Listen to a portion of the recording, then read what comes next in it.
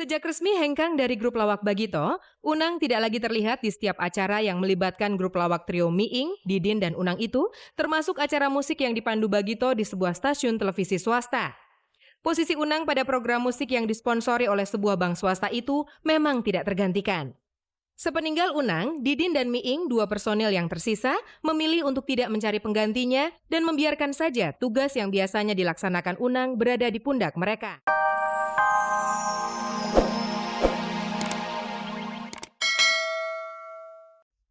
Selama 15 tahun membina rumah tangga, baru kali ini pedangdut Camelia Malik dan Hari Capri diguncang gosip tidak sedap seputar kehidupan perkawinan mereka.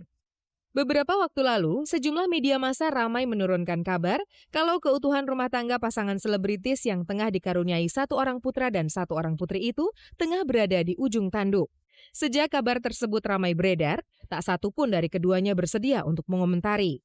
Camelia Malik yang akrab dengan lantunan lagu Rekayasa Cinta itu memilih untuk diam daripada mengeluarkan bantahan mengenai kabar angin yang tidak jelas asal-muasalnya itu.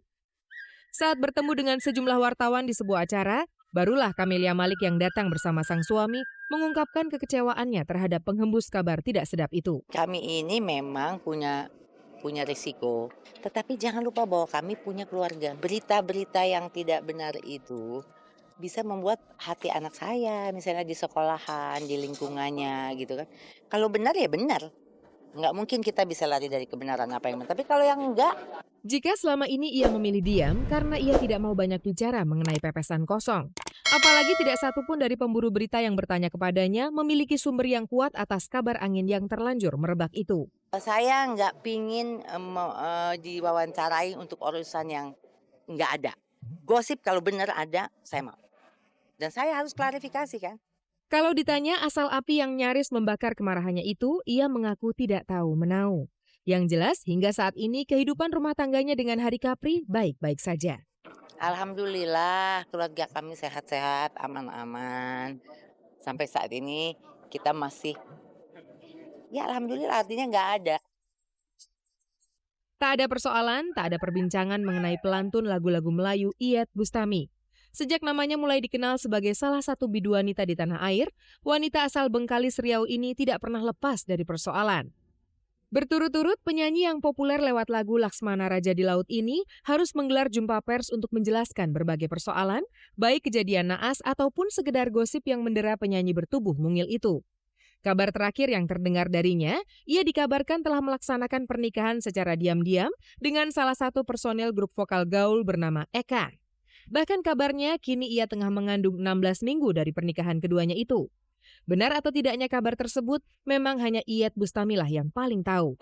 Jangan bikin masyarakat itu berasumsi jelek atas kehamilan saya. Saya nikah siri bulan Januari, tapi saya nikah ke resminya ke Pua lah istilahnya itu bulan April. Rabu 14 Juli lalu, Ussy Sulistiawati, salah satu presenter Kabar Kabari, merayakan hari jadinya yang ke-24. Di hari bahagia itu, Ussy berbagi rejeki bersama puluhan anak kurang mampu di kawasan Tebet dengan menggelar acara sunatan massal. Bagi Ussy, ada kenikmatan tersendiri merayakan hari jadi dengan tema semacam ini. Ya pengen ngasih sesuatu yang beda aja dari yang lain gitu. Kalau misalnya kayak bakti sosial itu kan udah sering. Udah banyak yang bantuin juga kan. Kalau sunatan massal kayaknya jarang deh. Makanya udah sekalian aja. Meski perayaan ulang tahunnya tahun ini tidak semeriah tahun lalu, namun Ussy yang saat itu ditemani sang mama tercinta beserta Sandi sang kekasih terlihat begitu berseri. Bagi Ussy, keceriaan di hari jadi tidak harus didapatkan dengan sebuah pesta yang meriah. Selama ia selalu berada di dekat orang-orang tercinta, itu sudah menjadi kado terbaik yang pernah ia terima.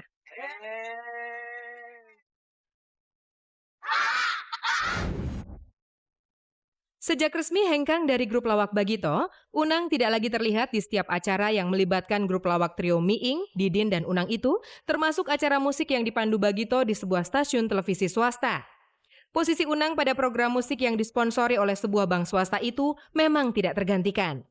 Sepeninggal Unang, Didin dan Miing, dua personil yang tersisa, memilih untuk tidak mencari penggantinya dan membiarkan saja tugas yang biasanya dilaksanakan Unang berada di pundak mereka. Cukup lama juga keduanya memandu acara tersebut tanpa Unang. Unang pun semakin kian tidak terdengar. Tapi rupanya datangnya rejeki tidak pernah salah alamat. Meski tidak lagi berstatus sebagai personil Bagito, Unang masih berkesempatan memandu program musik tersebut. Baginya ini tawaran yang tidak terduga-duga datangnya dan ia tidak mau menyia-nyiakan kesempatan emas itu begitu saja. Kebetulan sekali gitu, kita ditelepon aja terus untuk ngisi acara ini gitu loh, untuk digabung dengan P-Project. Ya buat saya pada saat waktu kita ada, kenapa tidak gitu loh. Ya sudah, kita coba untuk ikut di sini. Selama bertahun-tahun ia bekerja di atas panggung, tidak satu pun penampilannya tanpa kehadiran Didin dan Miing. Kekompakan mereka pun bisa diibaratkan bagai saudara kembar. Kini Unang harus tampil bersama P-Project yang dianggapnya sebagai anak-anak muda. Grogikah Unang? Jadi gini, kalau namanya pekerja seni ditempatkan dimanapun, kita tidak memandang objeknya gitu loh, tapi kita lebih memandang pada sisi artistiknya gitu, lebih ke artisannya. Ya mungkin masih dalam wadah komedi, saya pikir semua sama gitu loh.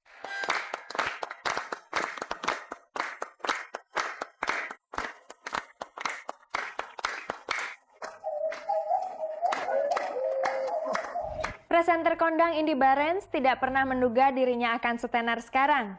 Awal karirnya justru hanya sebagai marketing stasiun radio. Keputusannya untuk menjadi seorang penyiar radio memuluskan karirnya, memperoleh pendapatan yang lebih, dan bahkan di situ pula ia mendapatkan pasangan hidupnya. Nyablak kata orang Betawi atau bawel kata orang kebanyakan, itulah sifat Indy Barens yang sudah nampak sejak ia mulai bisa melafalkan kata-kata. Dan berkat pembawaannya itulah ia kini menjadi salah satu penghibur cukup sukses di Indonesia. Ngedengar cerita dari mama atau orang-orang di sekeliling gitu, ya mereka sih bilang saya orangnya ya merepet gitu. Kalau ngomong nggak ada titik, nggak ada koma. Bener nggak sih nggak ada titik, nggak ada koma? Coba Anda buktikan sendiri, bener atau enggak sih? Sifat lain yang menonjol dari Indy kecil adalah tomboy dan sedikit pemberontak. Jadi saya hobi sekali kalau pulang ke rumah naik sepeda, cuma pakai celana dalam sama singlet. Tapi itu belum masa pertumbuhan loh. Jika pulang ke rumah SD sampai di rumah langsung taruh tas, ambil sepeda, pakai celana dalam, pakai kaos singlet, main sepeda, naik ke pohon nangka atau apalah gitu. Untungnya di saat kanak-kanak, anak pertama dari 3 bersaudara ini memiliki rambut panjang terurai hingga ia bisa teridentifikasi sebagai perempuan. Karena kenapa di keluarga saya, oma terutama, itu merasa sampai detik ini nih, sampai tahun 2004 ini, mahkota perempuan adalah rambut. Jadi wanita itu definisi cantik adalah dari rambut. Terserah mau mukanya kayak gimana. Dengan rambut panjang dikepang, terurai sepinggang, Indy kecil tidak pernah mau diam. Sampai kemudian ketika memasuki masa remaja, Indy melakukan pemberontakan. Nekat memotong rambutnya melawan aturan baku sang oma. Saya adalah cucu satu-satunya yang memangkas rambut sampai segini. Dan oma gak ngomong pada diriku sampai 3 bulan. Dia memusuhiku sampai 3 bulan. Tapi sekarang aku cucu kesayangannya. Itulah sekilas kisah Indy kecil dan kehidupan keluarganya. Kini kita beralih ke masalah karir. Setamat SMA Regina Pacis Bogor, Indy hijrah ke Bandung, kuliah di sebuah akademi sekretaris. Setelah itu terbang ke Singapura untuk mempelajari manajemen bisnis. Sepulang dari Singapura, Indy bekerja di bagian marketing Hard Rock FM Jakarta. Dari sinilah karirnya di bidang hiburan diawali. Tuh karena nggak suka jadi marketing ya, karena kita mesti datang ke satu agency, satu advertising, namanya juga marketing kan, pasti nawar-nawarin program, nawar-nawarin apalah gitu. Dan pada saat itu Hard Rock FM belum berkibar ya seperti sekarang. Rupanya potensi apa yang ada di dalam Indy baru terkuak kemudian saat ia diberi kesempatan untuk mengganti Sarah Sechan membawakan program morning show bersama Erwin Parengkuan di radio tersebut. Menjeritkan, apa siaran gitu, karena basicnya saya sebenarnya nggak suka dengan orang siaran. Maaf, kayak orang gelo gitu sebetulnya. Tutut ngomong sendiri, puter lagu iklan. Tutut ngomong sendiri, kayak nggak ada kerjaan. Tapi siapa sangka, justru pekerjaan yang tidak disukainya itulah yang akhirnya mengantar seorang Indy menjadi seperti sekarang. Ternyata puji Tuhan dengan saya mencoba start sebagai penyiar, ternyata itu membuka karir saya ke depan, dan akhirnya saya bisa melihat ada sisi talenta yang ternyata saya nggak tahu, dan Mutia menangkap itu. Terima kasih Mama Mutia. Emang benci itu jadi rindu loh. Sejak saat itu, suara Indy mulai akrab di telinga pendengar radio. Ungkapan khasnya yang cukup membekas di benak pendengar radio antara lain seperti ini. Mau dong? Itu. Kemudian, sosoknya mulai dikenal banyak orang saat ia sering dapat tawaran untuk jadi pembawa acara, baik dalam sebuah pesta maupun program televisi. Sebagai